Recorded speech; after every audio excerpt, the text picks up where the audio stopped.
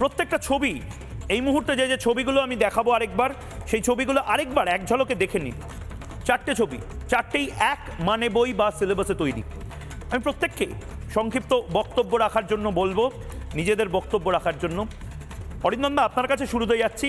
প্যাটার্নটা মানে কোনো একজন স্যার তো রয়েছে যে স্যার একটাই সাজেশন দেয় ওই ভালো পরীক্ষার আগে, বড় পরীক্ষার আগে একটা ওই স্যারের, ময়ূক স্যারের, অরিন্দম স্যারের, আপনি নিজেও নিশ্চয়ই সাজেশন দেন, এরকম একটা মানে বই বা সাজেশনের বই বোধহয়, নোট বোধহয় বিখ্যাত হয়েছে, যে নোটটা ফলো করলেই সরকার ফেলা যায়, বিপুল টাকার খেলা। অরিন্দম না, ময়ূক একদম ঠিক কথা তুমি যেটা বললে এতক্ষণ ধরে। এরা কেউ মাওবাদী নয়, এরা প্রত্যেকে কামাওবাদী। হ্যাঁ, মানে খুব সুন্দর, এরা কামানোটা খুব ভালো করে বোঝে, ডিপ স্টেটের একেবারে এজেন্ট। এদের কাছে কমিউনিস্ট রাখতে হলে রাখতে হবে, কমিউনিস্ট ফেলতে হলে ফেলতে হবে।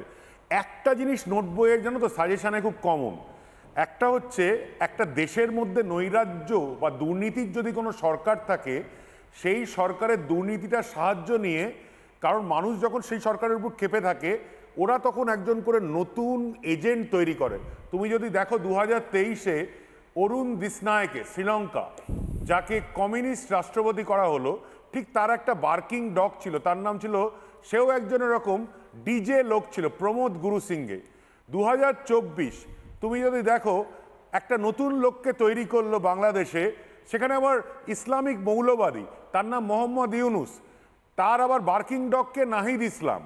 ঠিক এখানেও দেখো খুব মজার ব্যাপার, নেপালে আজকে আবার কমিউনিস্ট, যারা চীনের হাতের পুতুল হয়েছিল 17 বছর ধরে, সেই কমিউনিস্ট শাসনকে ফেলে দেওয়ার জন্য, সেই কমিউনিস্ট শাসনকে একদম দুর্নীতিতে ভরা, ওরা কিন্তু কোনো বিরোধী দলকে ইউজ করলো না, ওরা একজন নতুন লোককে ইউজ করলো।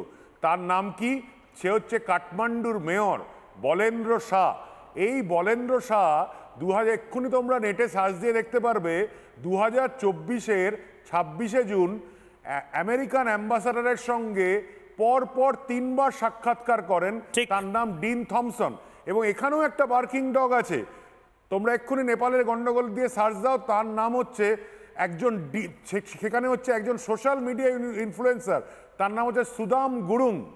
এই সুদাম গুরুং প্রত্যেকটি হচ্ছে মানে, আপনি আমার মুখের কথা কেড়ে নিলেন। তার একটাই কারণ, একদম মানে ওই মানে বই বা বার্কিং ডগের কথা বলছেন, সেটা নিয়ে আমরা একদম আলাদা সেগমেন্ট করছি, এবং আমাদের পিসিআর ইতিমধ্যে আগের দিনও ছিলেন।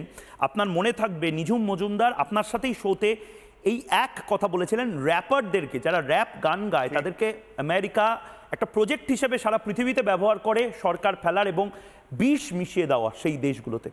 এখানেও এনজিও এবং র্যাপারদের দিয়ে কাজটা করা হবে। একটা কথা বলে শেষ করব তোমাকে, এখানে যে ভারতবর্ষের মতো বড় দেশেও যেহেতু এখানে কোনো নৈরাজ্য ছিল না, দুর্নীতি ছিল না, মানে সব দেশেই থাকবে, অতি কমিয়ে আনা হয়েছে দুর্নীতি।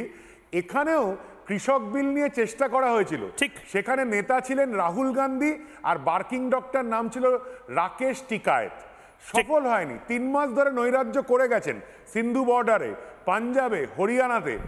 মোদিজি ধৈর্য দেখিয়েছেন, সরকার হ্যান্ডেল করেছে, এবং আমরা নির্দিষ্টভাবে সেই ডিপ স্টেটের এবং থেকে বেরিয়ে এসেছি। নানা ধরনের কন্টেন্ট দেখার জন্য লাইক করুন, শেয়ার করুন আমাদের ফেসবুক পেজ, সাবস্ক্রাইব করুন আমাদের ইউটিউব চ্যানেল। পাশাপাশি অন্যান্য ব্রেকিং নিউজের জন্য অবশ্যই চোখ রাখুন রিপাবলিক বাংলায়।